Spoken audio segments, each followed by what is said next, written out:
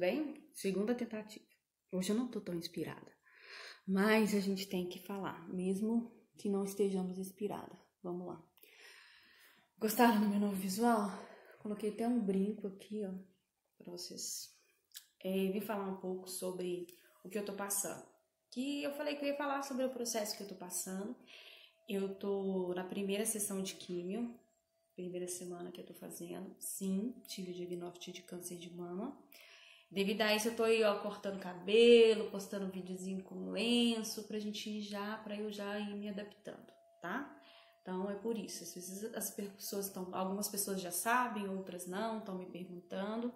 E a decisão de estar colocando essas informações ou relatando isso em redes sociais, né? Eu acho que eu nunca fiz vídeo em redes sociais, eu nem gosto de postar muita coisa, mas a glória de Deus, ela precisa de ser exposta. A glória de Deus, ela precisa de ser manifesta.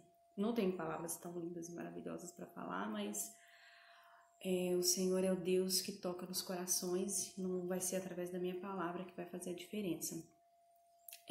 Quando eu fui diagnosticada com câncer de mama, a gente leva um choque, a gente não está preparado. Eu não fazia mamografia, eu quase não fazia o exame de toque.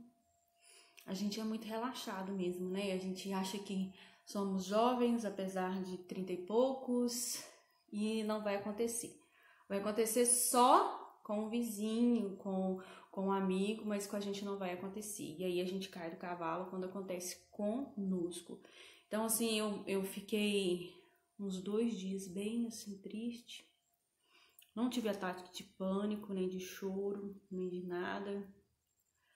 Mas eu me perguntei, sabe? Você fala, ai meu Deus, por que comigo? Por quê? O que será que eu fiz de errado? E a gente até se pergunta assim, tentando rever, né, o que tá de errado pra gente tentar corrigir e tentar resolver. E agora? O que eu faço? Ficar careca literalmente é de menos, né? Mas a gente fica assim, muito preocupada. E aí vem o coronavírus, sabe? Gente nova tá morrendo e a minha imunidade tá baixa, e aí eu não posso ter contato com ninguém pode ter contato comigo, e as pessoas lá fora também não podem ter contato. Ai, que loucura! E é álcool gel pra tudo, e é máscara, e é tudo, e é conviver com tudo isso. Foi muito difícil pra mim. Mas eu confesso que os 2 primeiros dias, como eu falei, eu fiquei mal, mas eu decidi passar por isso tentando e provocando da melhor maneira possível e crendo em todo o tempo, porque eu acredito que em todos os anos da minha vida, desde a minha infância, onde eu estava presente dentro de uma igreja, onde eu ouvia a palavra, isso me sustentou. E para a hora difícil, eu tenho que estar nutrida, eu não tenho que estar em desespero, A palavra de Deus fala que o Senhor dá aos filhos dele enquanto dormem. Eu lembro que eu passei uma noite em claro, praticamente, foi horrível, uma noite. E aí eu falei, gente, que desesperador ficar sem dormir e pensando muita coisa, sendo bombardeada por pensamento. Eu falei, não quero isso pra mim não, nem não quero não. E aí eu falei, pronto, se o Senhor dá em seus filhos enquanto dorme, eu vou dormir. Não tomei Rivotril e nem tô tomando, e nem quero tomar. No máximo um Mulungu. Remédio para dormir, que é um regulador do sono, que fica a dica aí. Primeiro porque quando você dorme, você não produz serotonina. Então eu vou ficar triste durante o dia, porque eu tô passando por um problema, porque eu também não tô produzindo serotonina. E segundo, que eu vou dizer para Deus, eu não confio o suficiente em você e eu preciso de ficar alerta, acordada. Entende? Eu penso mais ou menos dessa forma. Então, assim, Deus não precisa que nós estejamos acordados por problema nenhum que nós passamos, seja ele de origem que for, seja doença, seja financeiro, seja qualquer tipo de problema. Quem recebeu o diagnóstico hoje, que teve um câncer ou que teve doenças piores, eu sei que eu dou graças a Deus, eu tô passando por esse período. Mas eu só tô passando por esse período, sabe por quê? Porque eu posso todas as coisas naquele que me fortalece. E é o meu Deus que me fortalece e me fortaleceu durante tantos anos. Então, eu preciso crer. Às vezes a pessoa fala assim, nossa, agora é só Deus. Pronto, acabou, gente, é Ele. É Ele que vai fazer, não tem que ter medo, não tem que ter receio.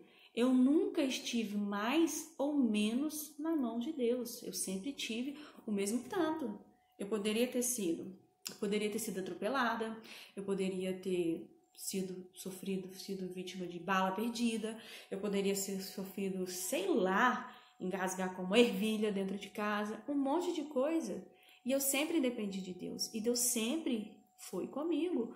Não é porque eu tô passando por um problema que as pessoas tremem da base por ele, que é o câncer, que eu vou crer ou não crer. Eu sempre tive na mão do meu Pai, do meu Deus, e Ele sempre vai cuidar de mim, entende? E às vezes as pessoas também perguntam pra mim assim, nossa, a gente não entende, porque coisas boas acontecem com pessoas, não é? Não, coisas ruins acontecem com pessoas boas. Sabe por quê? É porque eu existo, e eu sou boa, e eu existo. E eu não fui iludida. A palavra de Deus é muito clara, dizendo que nesse mundo tereis aflições, mas tem de bom ânimo. Então, vou passar por aflições, é só mais uma aflição. Talvez você está passando por uma aflição aí, é só mais uma, que você não tenha sido iludida, porque nós conseguimos ter paz em meio a tanta tempestade. E é isso que eu tô tendo paz em meio à tempestade, tá? A Kate tá me chamando, então eu vou desligar. Então é isso. Um beijo para vocês e que Deus nos abençoe fortemente, que nós possamos estar firme em Deus, porque Deus é o que nos... Pode vir, Kate, que nos garante a vitória. Obrigada, um beijo, tchau!